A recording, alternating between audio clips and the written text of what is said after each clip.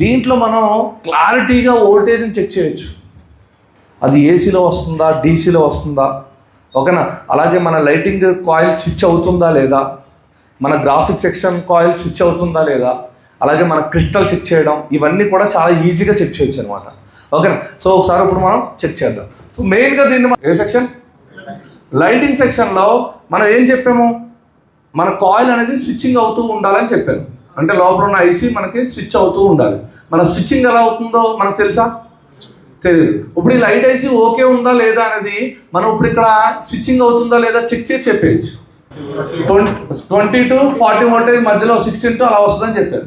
ఇప్పుడు మనం అక్కడ ఎంత వోల్టేజ్ పెట్టాం, జస్ట్ 1 వోల్టేజ్.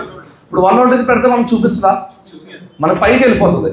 అంటే ఇప్పుడు మనం ఏం చేస్తున్నాం, ఇక్కడ వోల్టేజ్ని ఆటో పెడదామా మనం ముందే పెట్టుకుందామా.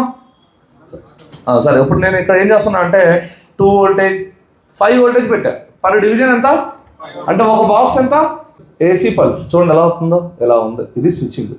ఇప్పుడు డయోడ్కి రెండో సైడు ప్యూర్ డీసీ వస్తుంది కదా, ఏమొస్తుంది, ప్యూర్ డీసీ. ఇక్కడ చూద్దాం, రెండో సైడ్ చెక్ చేస్తున్నా, వచ్చిందా, ప్యూర్ డీసీ వచ్చిందా.